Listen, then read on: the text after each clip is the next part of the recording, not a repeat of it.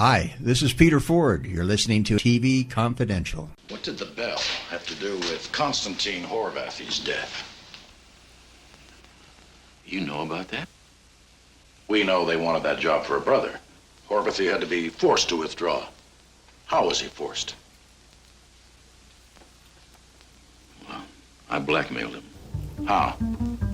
Ed Robertson welcoming you back to TV Confidential Radio Talk Show about television. That will play part 2 of a conversation we began a few weeks ago with our friend Mitchell Hadley. Mitchell Hadley, author of Darkness in Primetime, How Classic Era TV Foresaw Modern Society's Descent into Hell, a series of essays that show how certain episodes of such classic series as The Twilight Zone, The Outer Limits, Star Trek, and The Prisoner, as well as some of the early live television productions that aired on such anthology series as Studio One and Playhouse 90, all of which were originally written and broadcast in either the 50s or 1960s, all present a vision of a dystopian future that feels all too familiar today. Darkness in Primetime, as well as Mitchell's other books, which include The Electronic Mirror, all available in paperback and as an ebook through Throckmorton Press, Amazon.com, and wherever books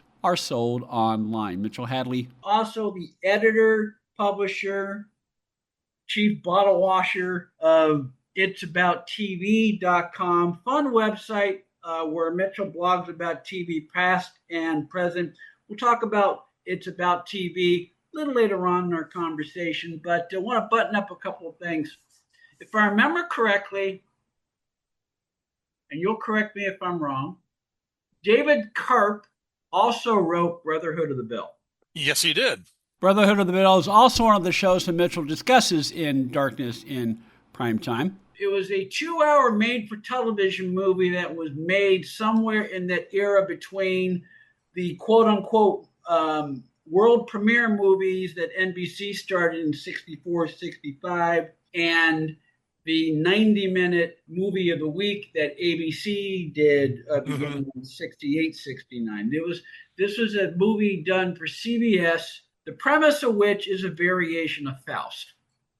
Yes, it involves a very successful man played by Glenn Ford. This was his dramatic TV debut, and he was so pleased with how it went that it was what convinced him to do the series Cades County afterward. Mm-hmm. But he's a very successful man, works at a university, works for a research group, and belongs to this college fraternity. It's called the Brotherhood of the Bell. And you join it. It introduces you to all the right people, all the people who can help you along in your life and your career. There's only one catch to it. At some point in time, they're going to call on you to do something in return for all the benefits you've given. Just one thing. But you have to do it. It is part of the deal.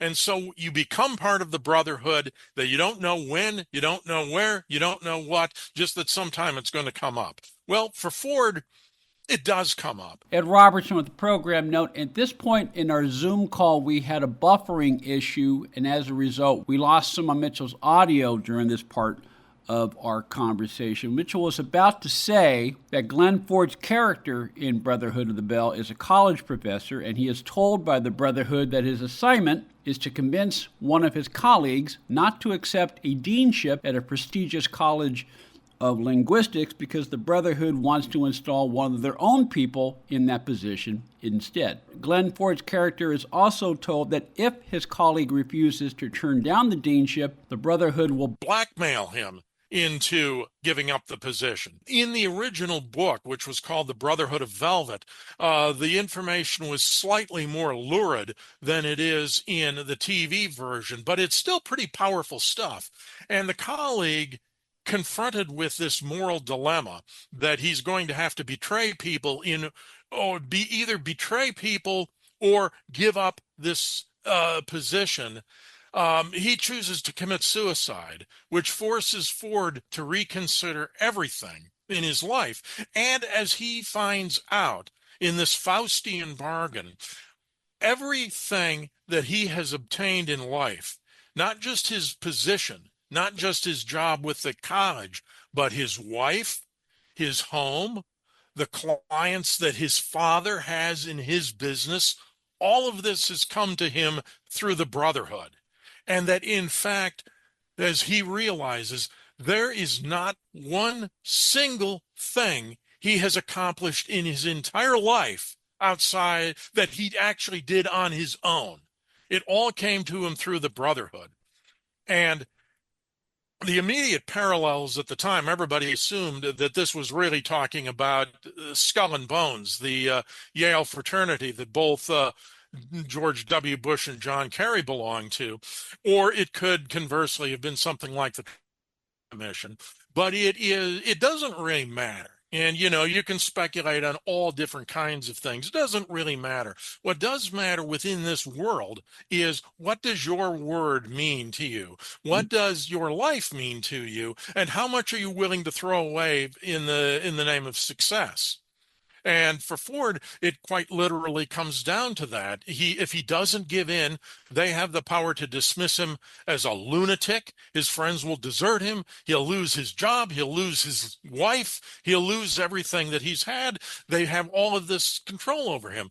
What does it mean in modern life to stand up or to accept something like that? And I think it's one of those timeless messages, because no matter what era we live in, I think most people come to that point in their lives where they have to make that kind of a decision about what's most important to them, and I found that to be for many reasons, to be a remarkably prescient story. It was done on TV in the 50s, not very successfully, probably because Karp didn't do the TV adaptation himself. He did do this adaptation when it was on CBS, and it's undoubtedly much better for it.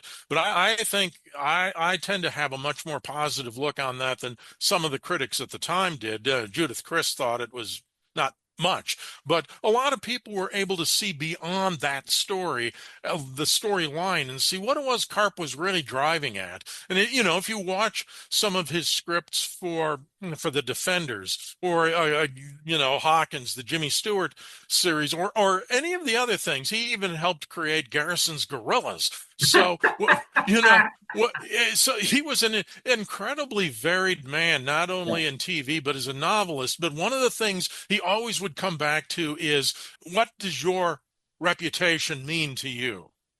What's the significance of your own life? Stay with us, folks. We'll be right back. This portion of TV Confidential is brought to us by our friends at Front Porch Realty, the community of realtors in the Northern Bay Area of California that is committed to finding the solution that is best for their clients. Whether you're a first-time home buyer or looking to sell or lease your property in Northern California, call Karen Strain at 415-886-7411 or visit frontporchrealtygroup.com for more information on how they can help you. Ed Robertson thanking you for listening to the TV Confidential podcast. If you like what you hear, please hit the subscribe button so that you won't miss our next episode. Hi, this is Ellen Gear, and you're listening to TV Confidential. Mitchell Hadley's latest book, Darkness in Primetime, available wherever books are sold online, Amazon.com. Also Throckmorton Press. You can follow Mitchell on Facebook and on Twitter. Mitchell's website, itsabouttv.com. As we said before, very fun site, Mitchell blog, where Mitchell blogs about TV past and present. Mitchell also has a regular feature called This Week in TV Guide, where he not only tells us what was on TV during this particular week that Mitchell talks about on itsabouttv.com, but goes through the various actors profiled. In some cases, you'll summarize them. Because TV Guide back then, it really was more of a journalistic approach at television, and they'd have a puff piece on they'd have a puff piece on Glenn Ford starring in Cades County, but they would also have, in many cases, 2 or 3 part articles on the portrayal of violence, the controversy of violence, congressional hearings, all of that kind of stuff. So And as you've done with your books on television, you give readers a sense of the context of what was going on in our world and in the world of television during this particular week in TV Guide. Now, your landing page, your current landing page, as we record this conversation on Wednesday, September 10th, has two essays that grabbed my attention.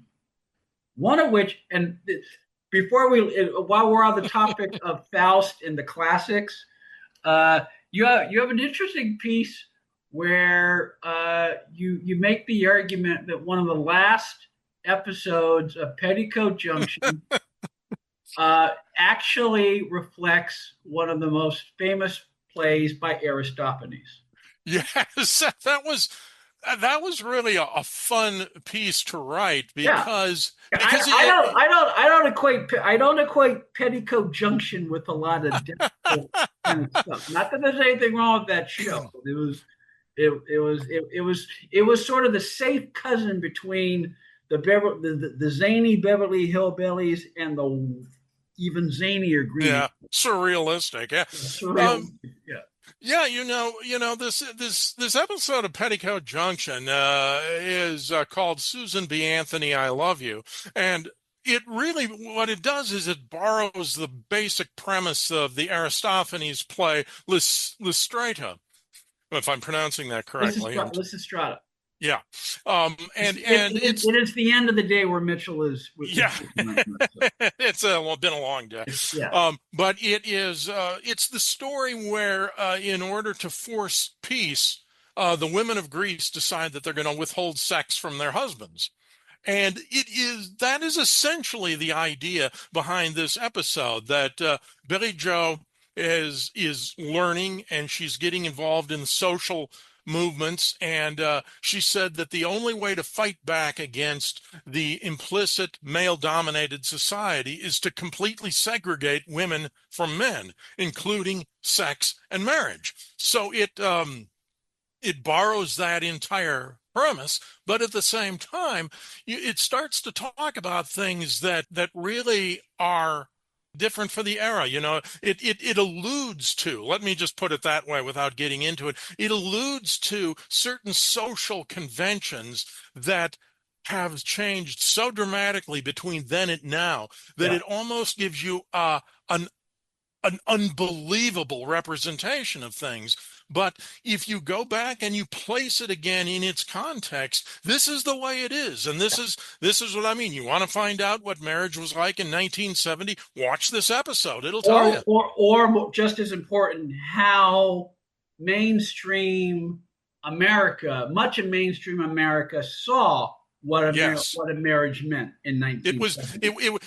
It's kind of like my response to people who criticize Leave It to Beaver. They talk about Beaver representing a family life that never really existed.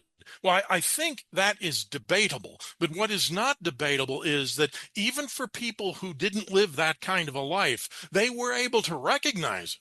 They knew other families who led certain aspects of that life. So it was recognizable. They felt attainable. It was something they could aspire to. They recognized it. And it's the same thing here. Despite all the social changes that were already going on in 1970, this is a view of the institution of marriage that would be easily recognizable to people back then. And it fit very comfortably into their perception of the way things were. So yeah, it only can help you to be able to put it in perspective and see everything else that was going on in the world at the same time.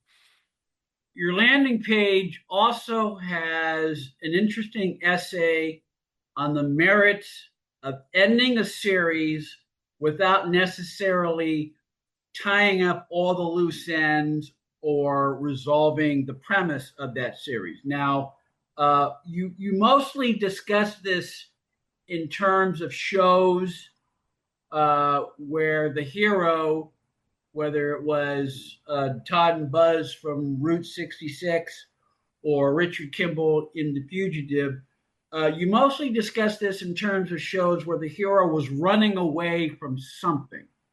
But I think what jumped at me was the idea of it it's not necessarily a bad thing to end the show midstream. That can apply to any show. Yeah, most of life does not have a nice, easy arc to it with a beginning and an end. And one of the things, in both TV terms and in life, The Fugitive, as you well know, story to an end, and it brings that aspect of Kimball's life to an end. Now, I would be fascinated to see what happens to Richard Kimball after the final episode. What happens in his new life with presumably his new wife? And does he go back into medicine? Does he join the Peace Corps? There are so many things that become available based on the experiences he has, but he's a changed man because of it.